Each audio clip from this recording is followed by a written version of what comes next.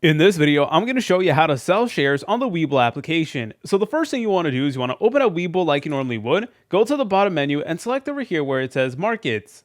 Then in the top menu, please confirm that stocks is selected if you are trying to sell shares of a stock. Anyways, once you're here, please go to the search bar that is down here and then look for the stock that you are trying to actually sell. So for this example, let's go ahead and work with Google. Let's say, for example, we had some Google stock. You just want to go ahead and select on it like this.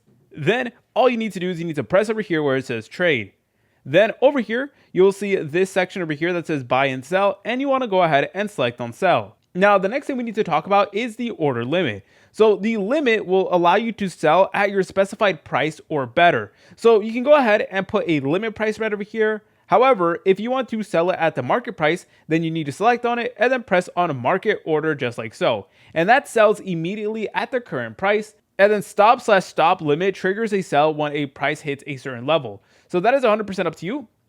And then over here, you guys are able to go ahead and type in how many shares of the stock you want to sell. Or if you want to sell fractional shares, then you're able to go ahead and select on USD. And then as you're able to tell, it is now going to say fractional shares. And you can go ahead and put in the dollar amount of shares that you want to go ahead and sell. That is 100% up to you. Then you guys are able to go ahead and select on the trading hours. And then you're able to go ahead and press on sell. Afterwards, it is going to review the order details and you need to press on sell in order to confirm. And then you'll be good to go. If you guys found this video helpful, please make sure to leave a like and subscribe. I'll see you in the next video.